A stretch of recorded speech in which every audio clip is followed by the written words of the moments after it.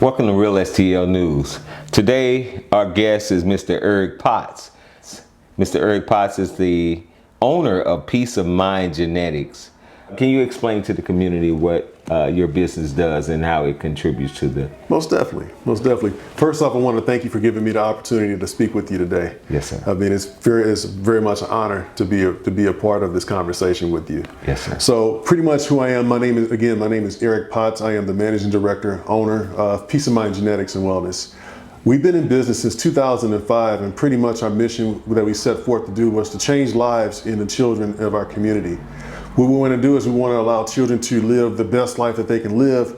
Well, first off, we have to give them the ammunition that they need, to be successful in life. And what we mean by success, some people can have different definitions of success, but for us, is making sure that they have everything within their power to be as successful as they can be. Now, in our households, and sadly enough, we see a lot of people or a lot of kids growing up in fatherless households.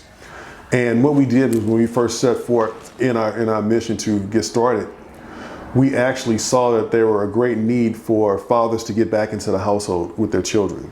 And in putting that business together or that business model together, I actually found myself actually needing the services quicker than I can make it available to the community. So what happened was I took different steps to help myself obtain the testing, because I was going to go through another company to get it done, and I found myself having different obstacles. One obstacle was they didn't accept insurance. I had a very great job at the time, and at the time, even the best insurance plan that I had didn't cover DNA testing. I called someone else, they didn't have time for me, they were on vacation, and said, hey, call me back in 3 weeks. And another person just had no interest in me whatsoever. I think because I was an African American calling, they didn't take me serious as to what my wants were. So I said, you know what, instead of waiting to give it to the public, let me just go ahead and be my own guinea pig.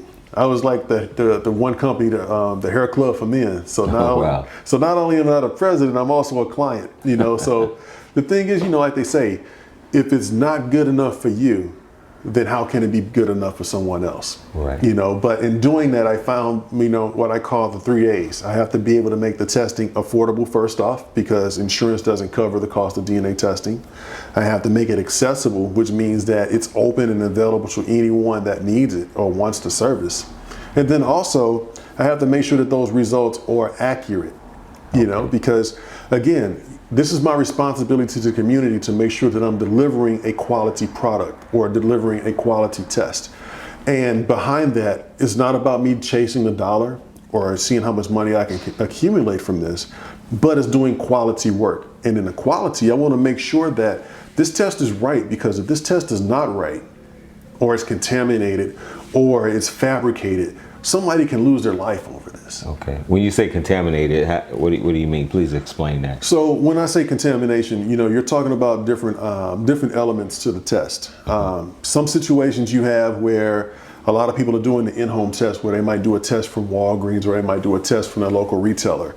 They'll take this test home and it's not in a controlled setting. People are not washing their hands, or they're not doing everything by the steps. And even time, we remember, years ago when people would drop a pacifier on the ground, a kid would drop the pacifier, then the person would pick a pacifier, put it in the mouth, quote unquote, sterilizing it. Well, you just contaminated the pacifier and you put that pacifier back in their mouth. Now you have your DNA inside of the child, Wow. So those different things, if we're not paying attention to those things, you can have contamination. Now, just say that it is a contamination situation. Well, a person might not even be the father, but if they just take the pacifier and put it in their mouth, now they're taking their DNA and putting it inside of the baby's mouth. Oh, wow. So you have a false, what they call a false positive. Okay. Which the person might not be the father, but due to contamination, congratulations, they just became the father, just because of the contamination factor. But also too, let's talk about this. People are being bribed too. Okay. I've had situations where I've actually worked as a subcontractor for the state, in which I had to go behind a collector at the state office and actually redo a test because an entertainer bribed one of the state workers to do the collection. Oh, wow. Or a state contractor to do the work. And so I was able to do it correctly and find, that they were doing some fraudulent activity, and that they were actually able to get the correct results, and then take care of the individuals that participated in such said illegal activities. That's wow, that is crazy. So again, we have a responsibility to do the test right, morally, just because of the fact that, we understand in our society that, people can get hurt over that. You have kids that have the possibility of getting not only hurt, but also abused, just like the spouse or the mother, getting abused. And even the alleged father or the potential father, getting abused, or getting hurt, or even losing their life over a paternity situation. So this is a very serious charge, and I have to take, a big responsibility in making sure that this is done correctly. I can see that happening. Let me ask you a question in reference to ancestry searches. Is that I think that it would be important to also include that, because a lot of us are taking those tests to trace our ancestry. Sure. The contamination thing is I think that's very important in reference to that, because again, we could get the false positives and everything. Now, even we're talking with the ancestry, I don't like putting names out there without the proper endorsements and everything, but there's a big company that deals in ancestry, and not going beyond the origins, like, if you're from Africa, if you're from Asia, what's the percentages? Let's just talk about the United States. They've always had a song called, Papa was a Rolling Stone, wherever he laid his hat was his home. Yes, sir. And let's go back to the 2000s. Ludacris had a song, I have different women, and I'm not going to say what he said, but he said, I have different women in different area codes. Right. Let's look back to the 1930s and 40s, when most of our black men in our community worked as stewards on the train, or they worked at porters on the buses. And travel. And travel. Right. So although they lived in St. Louis, they might have hung their hat in Washington, D.C. Yes, sir. Or they might have hung their hat in Kansas City or Chicago or New York. Right. Now we're starting to see with these new ancestry companies coming out now that every day someone's finding out they might have a sibling, or they might have, they might have a sibling in another state or another city where they thought that they were daddy's little girl, in St. Louis, only girl. Yeah. When they just found, hey, you got another brother that's in Kansas City, or you got another brother. So, it's like when you take a flower and you pollinate, and you just blow it and you just see the seeds and stuff go everywhere. We can be spread all over the place, and that's very important. So when we start talking about things like us in the African American community having sickle cell, reason being is just like Kirk Franklin said, he just found out after all of these years of being around and being almost 50 years old, he just found out his dad lived right down the street from him. Oh, wow. With living a whole life of not knowing who his father is, to now being in his his early 50s, and just now finding out that his dad lived right down the street from his household home. Wow. So this is a big thing. So what's to say that, he didn't date his girl, he'd courted or dated his sister. Right. What's to say Which could have easily happened. Exactly. Yeah. So these are things that I think that we absolutely need to know. Oh yeah. And then beyond that, getting back to the household, if most of our children are being raised without knowing who their father is, now you have fatherless environments or fatherless households. Right. Going back to the basics, I didn't have my dad around in my life the way I wanted to. So I don't have a textbook, because I think that when a father's in a house, just like a mom's in the house, you get to see parents working together. You get to see those different things take place. And I think that when you have both of those things in front of you, kind of see, because kids are always learning. From the time they're conceived, they're listening, they're observing. Exactly. And so once they come out of the womb, they're looking like, okay, I see what my dad's doing. I see what my mom's doing. I see my dad is, protecting the household. If somebody comes to the door, he's coming to the door to answer the door. Learning their job. Learning the job. Yeah. So I call that the instruction manual of fatherhood, or being a successful husband, or whatever.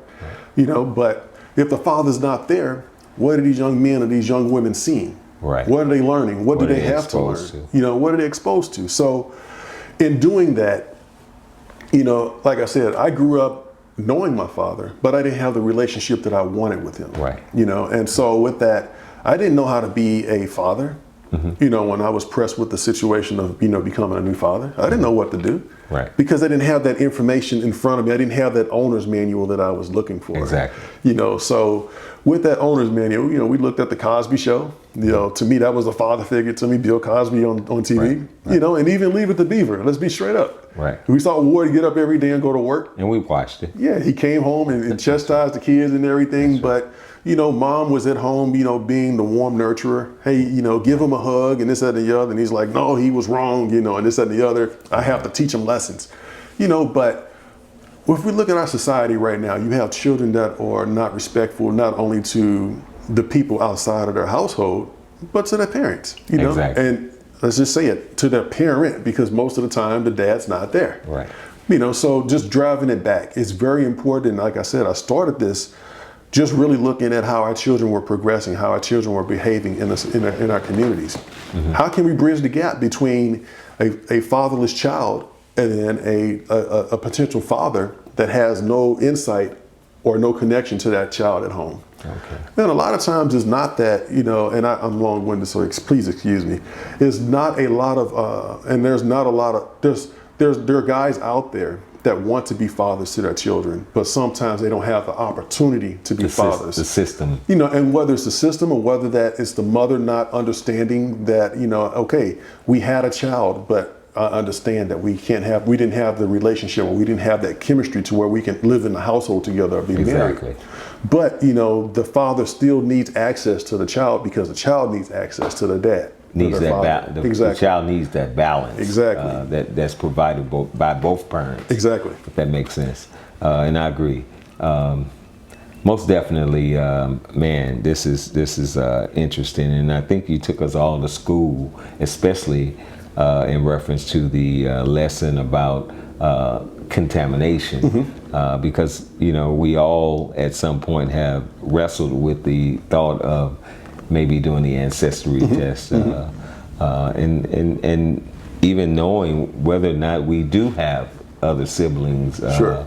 I think that would be, with the technology, I think that would be good to know. Right, and with the ancestry is not a bad thing, mm-hmm. you know, with doing that, you know, and we come right behind when what we do is, you know, those type of ancestry tests, they just lead you in a direction. Mm-hmm.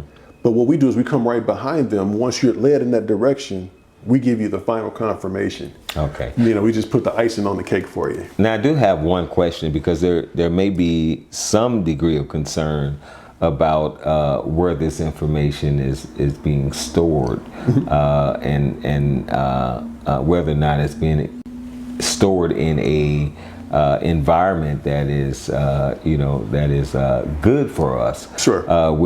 With science being as advanced as it is now, if I give you my DNA, it tells you who I'm a perfect match in reference to organ mm-hmm. donating. Mm-hmm. At the end of the day, with the human, I wouldn't want anybody to put a hit out for my organs. Right, right. I'm 20 years old.